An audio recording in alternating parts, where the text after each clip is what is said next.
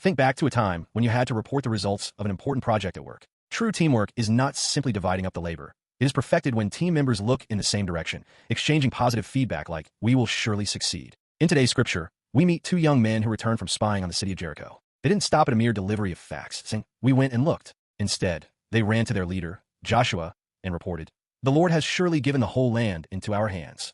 Joshua 2 verse 24. This was not just a report. It was a moment of sharing a conviction of victory that energized the entire team. In this context, the word give, Hebrew, natan, does not mean something seized through one's own effort, but rather a gift received from someone else. In a modern sense, this is the capture of a perfect opportunity. The spies did not look at the high walls of Jericho. They saw the promise of success that God had already bestowed upon them. Unlike their ancestors 40 years prior, who failed due to fear, these men confessed, "All the people of that land are melting in fear because of us." The data for success was already there. They believed that data and shared this certainty of victory with their teammates. During their mission, these men were pursued and had to hide in the mountains for 3 days. In reality, they were fugitives in a perilous situation. However, they were not consumed by their environment. This victory goes beyond simply occupying land. It foreshadows the ultimate victory of Jesus Christ, who would later grant us perfect triumph. The same applies to our lives. Even when we are in frustrating situations, feeling as though we are hiding in the mountains, if we know the conclusion that God has already granted us victory, our report cannot help but change.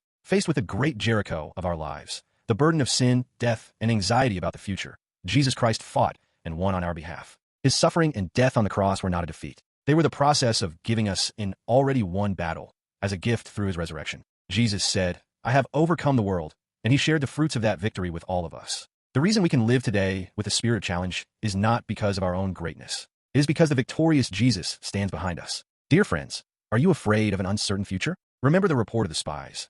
The Lord has surely given the whole land into our hands. Victory is already ours. Instead of sitting down and worry, let us speak this conviction of victory to one another. In Jesus Christ, our lives are already a success. With this confidence, I hope you step out boldly toward your mission in the world.